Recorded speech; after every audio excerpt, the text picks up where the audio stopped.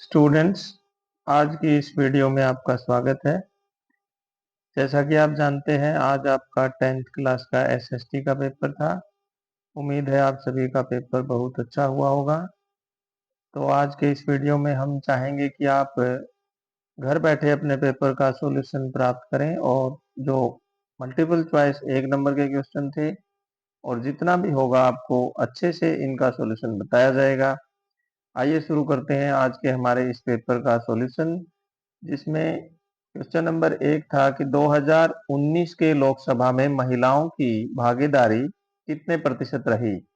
तो इसका सही जवाब है 14.36%, यानी कि 14% से अधिक महिलाओं की भागीदारी 2019 में रही। अगला प्रश्न है, बेल्जियम में डच भाषा बोलने वाले लोग कितने प्रतिशत हैं। 59%, यानी कि 59% डच भाषा बोलने वाले हैं। ये सही आंसर है इसका। अगला है, भारत में औरतों यानी महिलाओं के लिए आरक्षण की व्यवस्था किसमें की गई है। पंचायती राज में 33% आरक्षण की व्यवस्था की गई है। इसका उत्तर है पंचायती राज।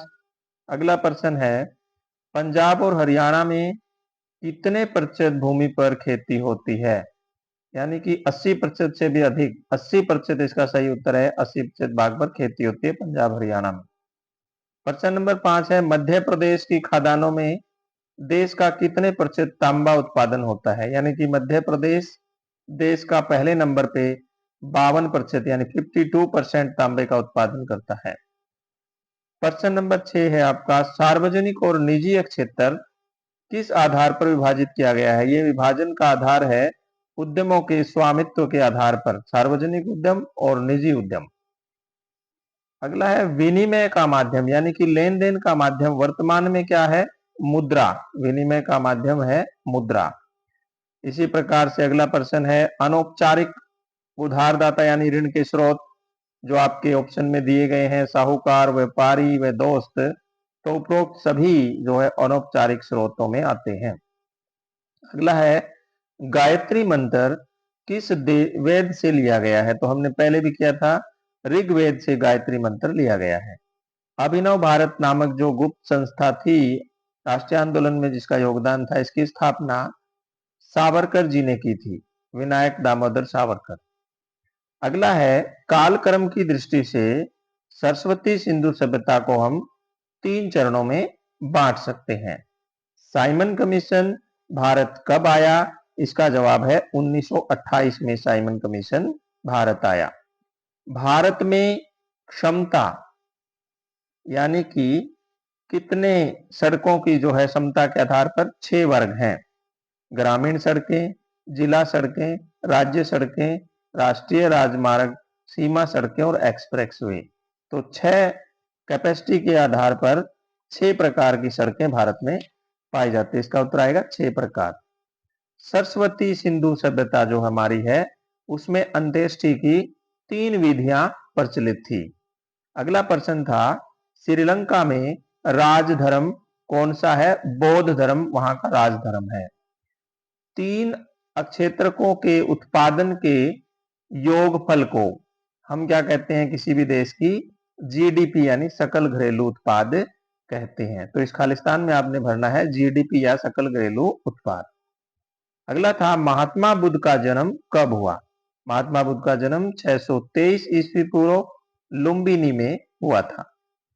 एक प्रश्न था आपका, खालिस्तान के आधार पर जातीय विभाजन यानी कि जातीयता के आधार पर विभाजन जो है केवल भारत में पाया जाता है दुनिया में। तो जातीयता आएगा इसके अंदर, कास्ट बेस्ड डाइवर्स विभाजन जो है जाति के आधार पर वो भारत में है। 19वां प्रश्न है, तृतीय क्षेत्र को क्या कहते हैं हम, सेवा क्षेत्र भी कहते हैं। ये कथन जो है सही है, लेकिन इसका जो कारण बताया गया है, तृतीय क्षेत्र में वस्तुओं का उत्पादन होता है, ये गलत है। क्योंकि तृतीय क्षेत्र में वस्तुओं का उत्पादन नहीं होता बल्कि केवल सेवाएं उपलब्ध कराई जाती है। इसलिए इसका उत्तर है ए सही है और आर गलत है। सी ऑप्शन इसका आएगा। इसी प्रकार से प्रश्न नंबर 20 आपका था, जिसमें ए और आर दोनों सही है। लेकिन वो सही व्याख्या नहीं करते, सही व्याख्या भी करते हैं, तो इसका ए आंसर बनता है मेरे हिसाब से। आगे आपके कुछ केस स्टडी बेस यानी कि कॉम्प्रिहेंशन में से प्रश्नों के उत्तर छांटने थे, जिसमें लोकतंत्र की आत्मा कहां होती है? सत्ता की साझेदारी, इसका उत्तर आएगा। अगला है, वैध सरकार का अर्थ होता है जिसमें अपनी भागीदारी के माध्यम से सभी समूह शासन व्यवस्था से जुड़ते हैं और युक्ति तर्क लाभकर परिणामों पर जोर देता है। युक्ति पर्क जो तर्क है वो लाभकर परिणामों पर जोर देता है। इसी तरह से अगला जो कॉम्प्रिहेंशन था उसमें था मैग्नेटाइट में जो है सर्वश्रेष्ठ चुंबकीय गुण होते हैं और हेमेटाइट में लोहांश जो है 50 से 60% तक पाया जाता है और लोह ऐसा खनिज औद्योगिक विकास की रीढ़ है।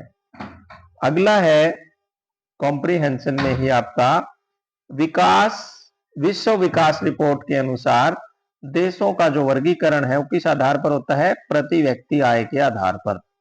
वे देश जिनकी प्रति व्यक्ति आय यूएस डॉलर में जो मापी जाती है 995 प्रति वर्ष से भी कम है, उनको हम कम आय वाले देशों की श्रेणी में रखते हैं। भारत मध्यम आय वर्ग में आता है।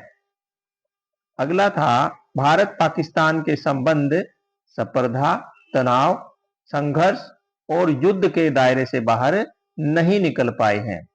इसी क्रम में आगे था पाकिस्तान ने भारत पर 4 बार आक्रमण किए हैं। आप डेट भी लिख सकते हैं, 1947, 65, 71 और 1999 में 4 बार आक्रमण। पाकिस्तान जो है पंजाब और जम्मू कश्मीर में आतंकवाद को प्रोत्साहित कर रहा है यानी कि बढ़ावा दे रहा है, इसका उत्तर ये आएगा। आपके मानचित्र कार्य में आए थे, विश्व के मानचित्र में एशिया में इंग्लैंड के 2 उपनिवेश दिखाने थे, जिसमें आप भारत दिखा सकते हैं, श्रीलंका और म्यांमार भी दिखा सकते हैं। इसी प्रकार जो भूगोल के सेक्शन में था, बी पार्ट में मानचित्र में सरदार सरोवर बांध नर्मदा नदी गुजरात पे है और हीराकुंड बांध महानदी पर ओडिशा राज्य में आएगा। टिहरी बांध आपका भागीरथी गंगा नदी पर है जो कि उत्तराखंड राज्य में है।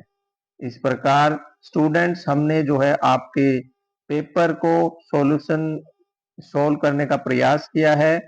जो 2 और 3 अंक और 5 अंक वाले प्रश्न हैं वो आपको आसानी से कहीं से भी मिल जाएंगे। आशा है आपको यह हमारा प्रयास अच्छा लगा होगा।